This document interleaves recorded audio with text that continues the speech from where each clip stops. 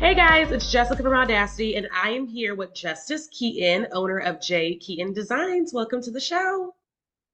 Thank you for having me. Yes, thank you for coming. So, you opened your brand, Keaton Designs, when?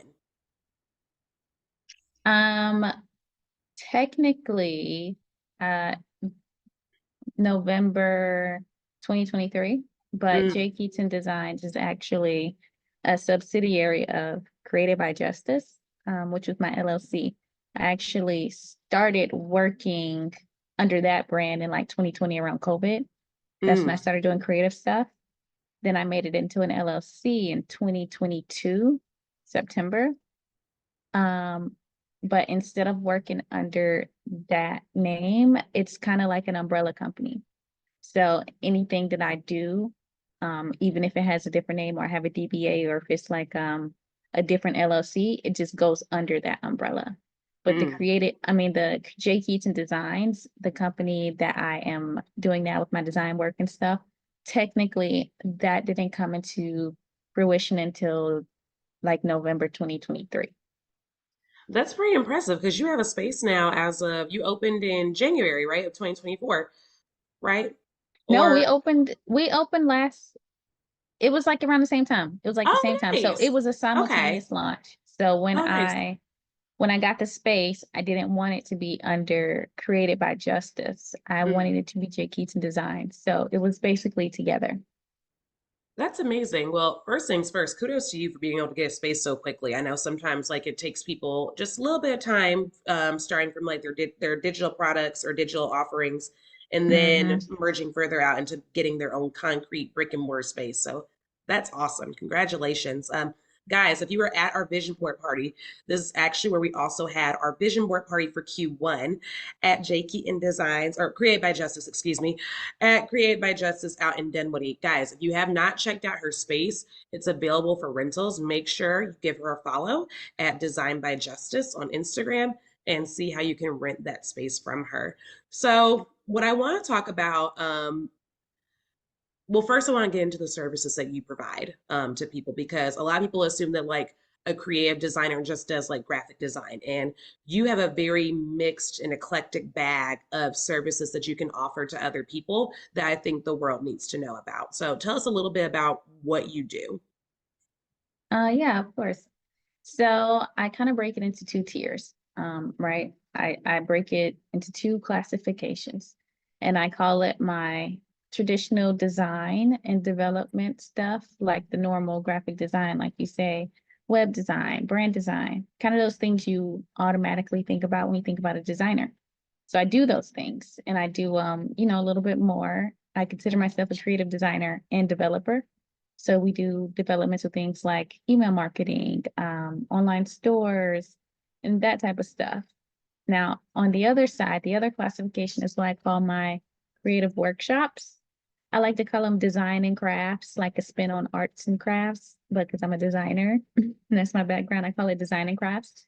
And so what we do is we host these fun creative workshops like soap making, t-shirt making. We do vinyl decals and sticker making classes. We got a floral design one in there.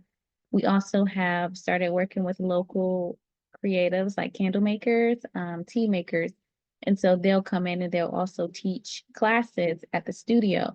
And so we have, an array of these creative workshops that take place. Now, the goal in both of these classifications is to support creative entrepreneurs. So some people already have their business and they're at the part where they need like a website or something, or maybe they want a logo. And so we put them in those traditional services. We hook them up with that. But then we have some people who are kind of like just they're creatives and they want to try things, but they don't know how to be an entrepreneur yet. And so I get a lot of people who come into my t-shirt class or my soap making class and they say, I've been thinking about this for a while. I really want to start a soap making business. And so I wanted to try this class out. And I say, yeah, this is perfect for you. I consider it kind of like a try before you buy, like really a Yeah, try before you go and see if it's for invest. them. Yeah, Exactly. People spend $500 on a Cricut machine and have no idea how to use it. And so right. we teach Cricut classes here. So we teach you how to leverage creativity, hobbies, crafts, and turn it into a creative enterprise. And some people do come in and they just come in for fun, and we completely welcome them. But we do get a lot of people who come in who are like, I want to start a business in this creative thing here, but I Yeah. don't really know what to do. I don't know how it works. And so we help them with that. We do the fun part. We do the workshop. Making soap is super fun. It's super relaxing. But then we start working on kind of like the business side. We also make packaging. So we do labels and logos and we print them out. And by the time you leave, you have a soap prototype pretty much, Mm. with like your own custom logo on it, if you know, if you wanted a custom logo. And so they kind of get a taste of what it's like. And then we kind of push them towards that direction of becoming a creative entrepreneur. And we're there to support them as they transition more into traditional design work. So we work like that. That's the two tiers that the two classifications of how I describe it. So we have our traditional design services, and then we have our creative workshops. But ultimately, on both ends of it, we support small businesses. You've probably noticed we have memberships now. So we do have our small business membership. Um, and that's just the goal, to support people in any way. And they get discounts on both of those things, and lots of other events and stuff that we host here if they do decide to sign up for our membership. Now tell us a little bit about that. What's part of the membership deal? So there are two tiers. There's the free tier, which is pretty much just a networking group. Um, so you can join it, and then you can just kind of be a part of the community, and you get invited to the networking events. And you get to see certain things in our membership portal that like the outside world doesn't get to see. Now, if you are a small business member, so that is it's 15 monthly, and then it's $100 for the annual. So with the annual, you get to save like $80. So when you get that, you get to be the people who are on display. So I made a video about this. I put it on Instagram, like a little short, and I said it reminds me of that song "Circus" by Britney Spears. Have you heard that song? Ah, of course, I've heard that song, Britney's Right, comeback everybody's song. heard it. Yes, I love that song. I But love it. the thing she says is, there's only two types of people in the world: The the ones ones who that entertain entertain, and the right, ones and the that ones that observe. observe. So the ones that entertain are the small business members. So we put them on a platform where they get to be on our podcast. They get to be on our webinars. They get to be featured in the newsletter. They get to be highlighted in the portal on the business membership page. So you're constantly seeing them. They're constantly being pushed and promoted, and they're constantly the ones on display. Now, if you're in the networking group, then you just kind of you get to see them, and you might, you have access to them and their email and stuff, but you're not necessarily being the one promoted unless you go and you switch over into that small business membership. So Mm. yeah, that's So how it works. you're giving me ideas for my own subscription package. That is really cool. Okay, so it sounds like, first of all, you guys do a lot. Is this just Yeah. you running it? That's a lot for one person. Do you have a team? It is just me. I am looking forward to bringing on more people, like an intern.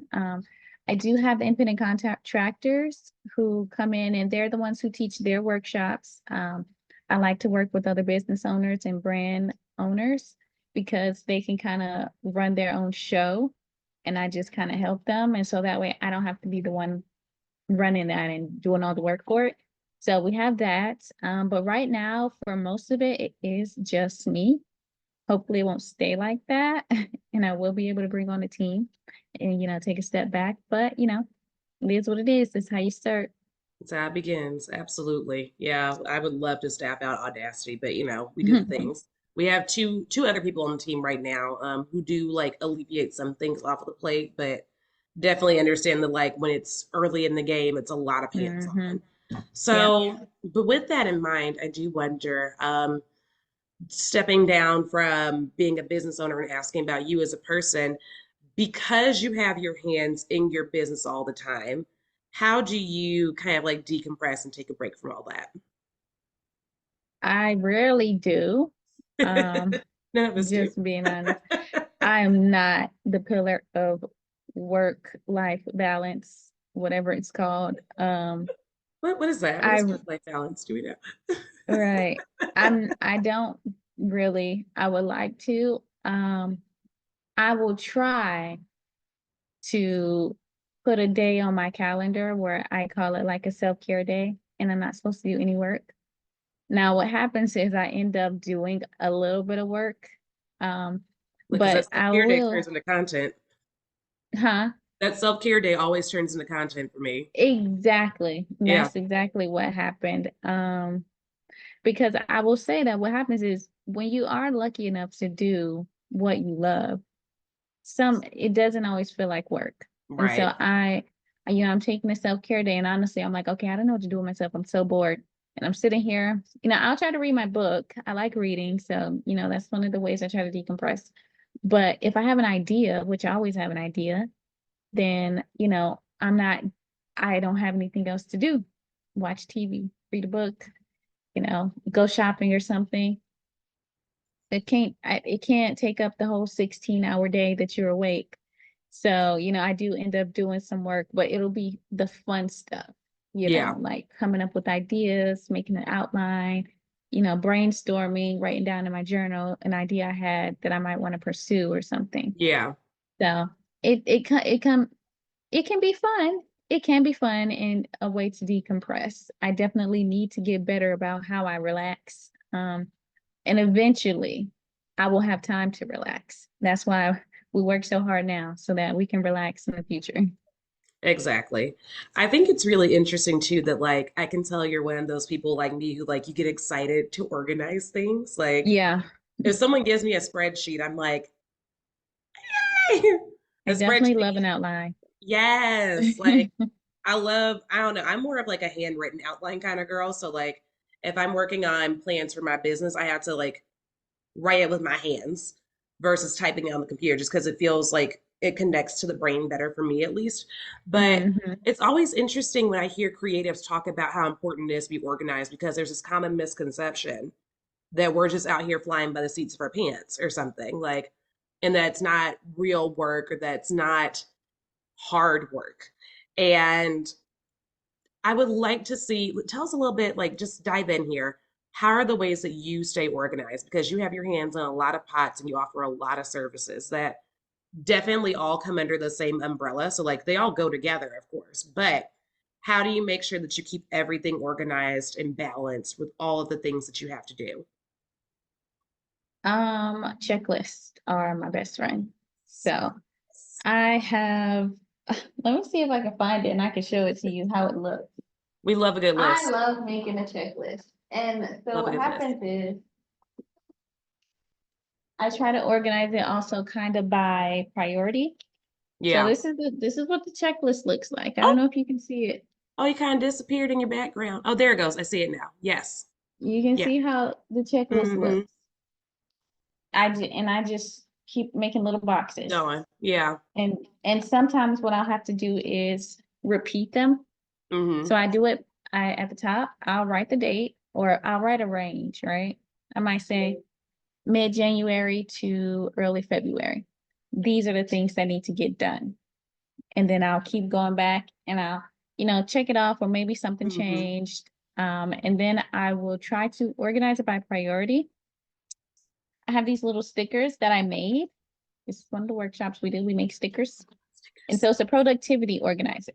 And I use it for my planner so I can know, okay, I'll put a little arrow here if this is important. If I need to make sure I come back to this. I also do checklists on my phone. I do checklists everywhere. Google Docs also has checklists. The more I do it, the more I'll remember. Mm-hmm. And usually it'll be big idea, then it'll come down to small idea. And so like for the pop-up, right? We did our pop-up in January.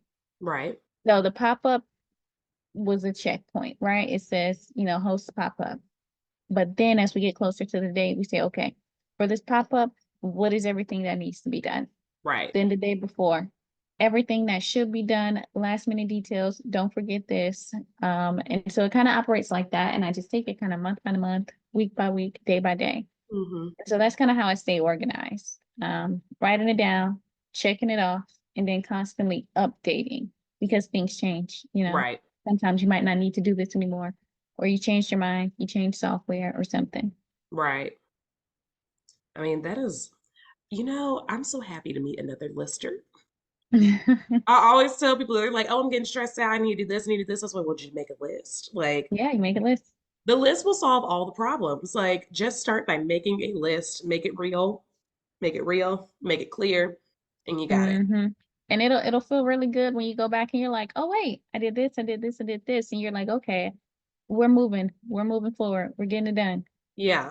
It is so satisfying to see a like fully checked off list. Hmm. It is amazing.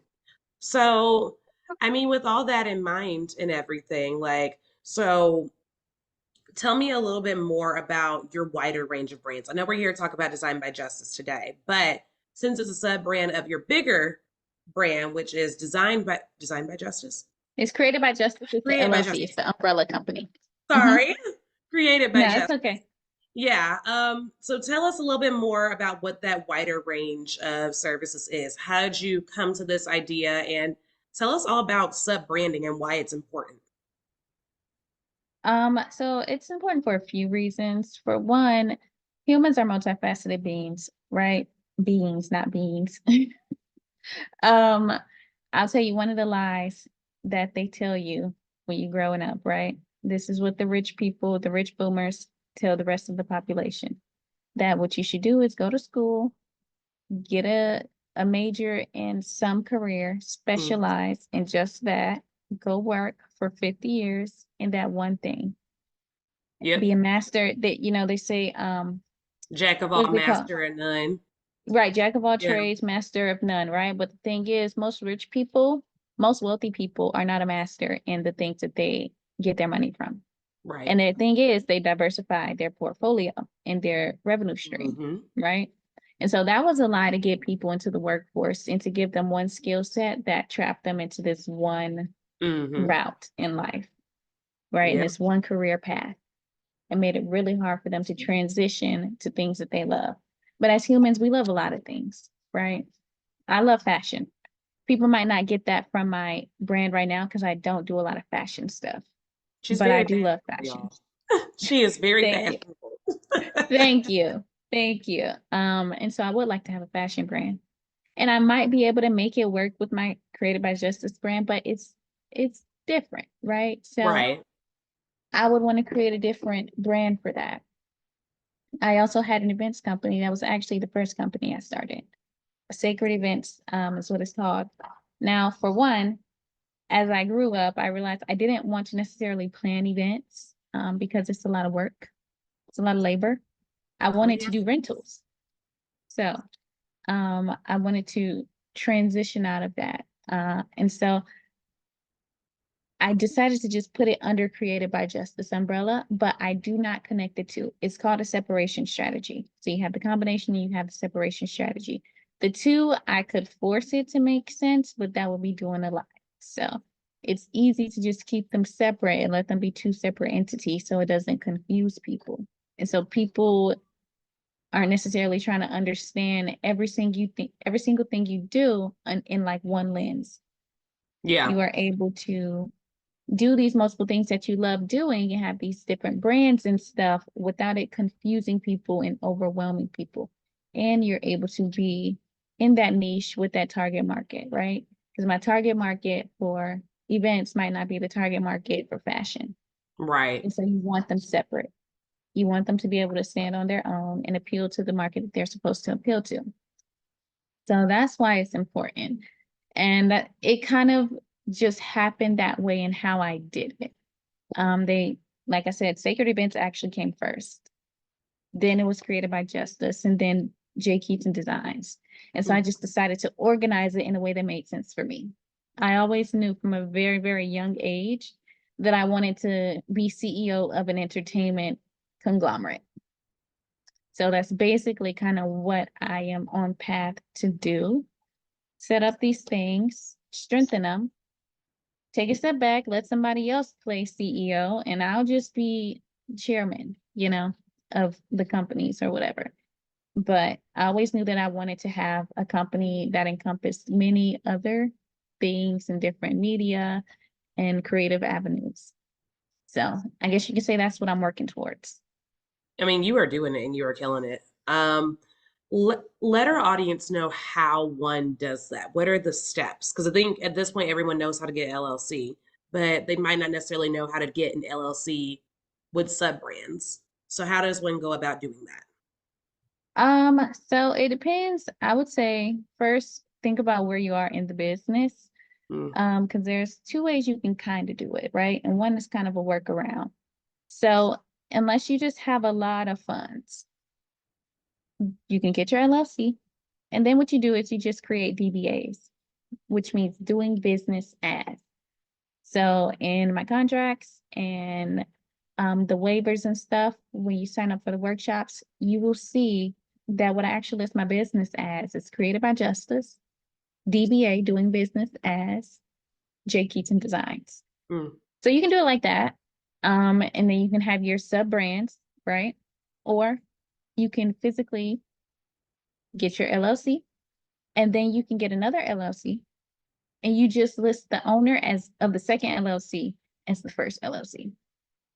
So LLCs can own other ones, right? So you mm. can do it like that. I think you also may be able to do it as a sole proprietorship that's owned by an LLC, but I would be weary of that because, a sole proprietorship is the same as you. Yeah. So it's a little weird. Yeah. Legally, I feel like that would get sticky. Yeah. But But that that's is how you can do that legally. okay. Got it. That is such valuable information because, like, we know so many people, especially like in the creative business, who like want to do multiple brands and then get stressed out because they're like, well, how do I make it all make sense with the one brand? You could just Yeah, get they another have one. to separate it. I've definitely had people say things like, I'm a photographer, but I'm also a baker. And they have it all on one website. And I'm like, that's where you need to, do Yeah. a separation strategy, Yeah. right? Now, if you said, I'm a photographer and I'm also a creative director and a videographer, a video editor, that makes sense. You That can makes put that all sense. together. Right. And it'll be just like, I'm a very talented one-stop shop for this kind of media. Right. So yeah. Separation strategy. I have learned something new today, which is why I love doing these interviews. Well, so this will be my last question. I'll let you go on and enjoy your afternoon. But tell us what is next for your brand and how we can support you. So this year we are focusing on rolling out all of our workshops. We are actually trying to fill up our week and our days with lots of different workshops that we have. We're going to be launching sewing classes. Um, yeah, so I'm excited about that. We're going to be doing sewing classes. And the goal is to just fill up our studio with creative design workshops to offer to the public. Where I am, there's a really popular art center, and they do really cool stuff like glass making, lots of artistic stuff. But I My function a Sproul. designer. Yeah. Mm. Mm-hmm. I used to work Yep. not at Sproul, but I worked at the theater next to Sproul that shares the Oh, building with Lisa. cool. Yeah. Yeah. So they offer a lot of stuff, and I always try to explain the difference between art and design. There Yes, is a difference. there is a difference. And so I would say they're more art based, they're art centered. And I would say I would like us to be a design center. So we focus on design and how to turn that into enterprise, a creative enterprise. And so the goal is to just keep expanding that, keep supporting the small businesses in Atlanta, keep offering more value to them and just strengthening our footprint in this market. Well, So we that look is the goal forward. for us. We look forward to watching y'all just continue to grow and hopefully you when you're ready to like get your hands off it, you'll have like a team ready for you, like just all like the good vibes to you guys because you guys were Thank awesome to you. work with and we definitely look forward to working with you guys again, giving you guys more on this platform and tell us how we can support you guys and follow y'all. Um, I'm super excited for our membership. sign up for that membership because the more the merrier.